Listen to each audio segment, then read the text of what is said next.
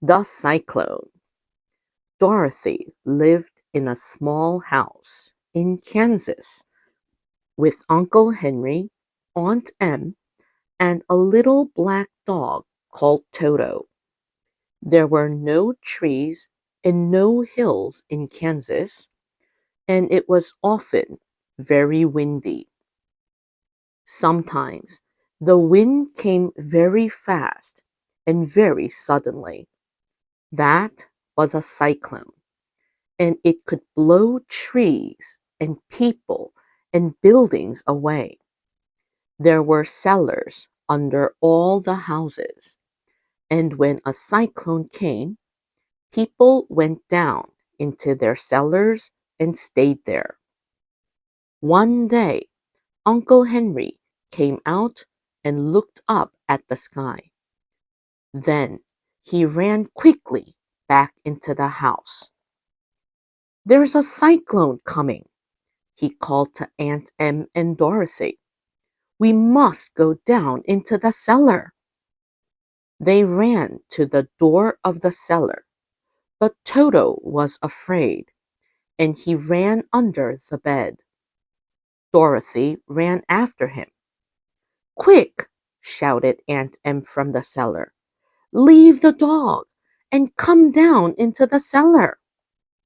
Dorothy picked up Toto and ran to the cellar door.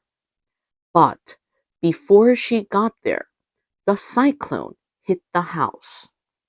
And then a very strange thing happened. The house moved, and then it went slowly up, up, up into the sky. Aunt Em and Uncle Henry were down in the cellar under the ground. But the house, Dorothy, and Toto went up to the top of the cyclone. Dorothy looked through the open cellar door and saw hills and houses a long way down. She closed the cellar door quickly. The wind blew the house along for many hours. At first, Dorothy was afraid. "But we can't do anything about it," she said to Toto. "So let's wait and see." And after 2 or 3 hours, she and Toto went to sleep. When Dorothy opened her eyes again, the house was on the ground and everything was quiet. She picked up Toto, opened the door, and went out. They saw tall trees and beautiful flowers and little houses with blue doors. Dorothy gave a little cry. "This isn't Kansas, Toto. And who are these people?" There were 3 very short men in blue hats, coats, and trousers, and a little old woman in a beautiful white dress. The woman walked up to Dorothy and said, "Thank you, thank you. Now the people are free." "Why are you thanking me?" Dorothy asked. "You killed the Witch of the East," said the woman. "She was a bad witch, and her people, the Munchkins, were very afraid of her. Now she is dead, and we and the Munchkins want to thank you." The little old woman and the 3 little men all smiled happily at Dorothy, but Dorothy did not understand. "But I didn't kill anybody," she said. "Your house fell on the witch," laughed the little woman. "Look, you can see her feet." Dorothy looked and saw 2 feet with red shoes under the house. Suddenly, one of the Munchkins gave a shout. "Look! Her feet are disappearing in the hot sun. A second later, there were only the red shoes. Good, said the little woman. She picked up the shoes and gave them to Dorothy.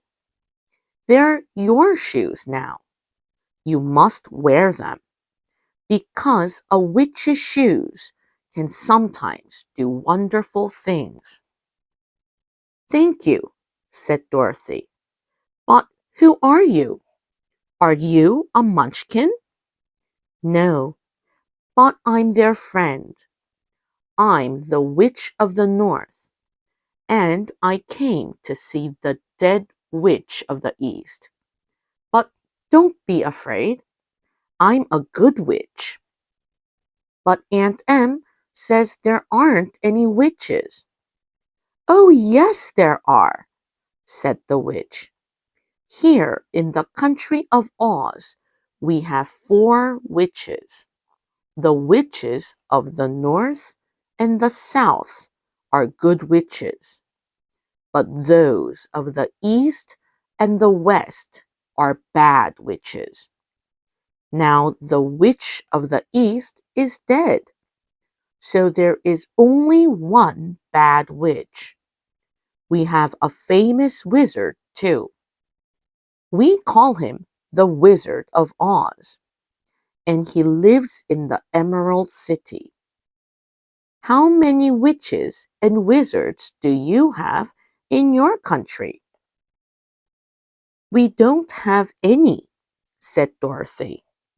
Suddenly, she remembered Aunt Em and Uncle Henry. How can I get back home to Kansas? She asked. Where is Kansas? Asked the good witch. I don't know a country called Kansas, so I can't tell you the way. Dorothy began to cry. Oh dear, what can I do? Please don't cry, said the witch. Go and see the Wizard of Oz. He's a good wizard, and perhaps he can help you. It's a long way, and you must walk there.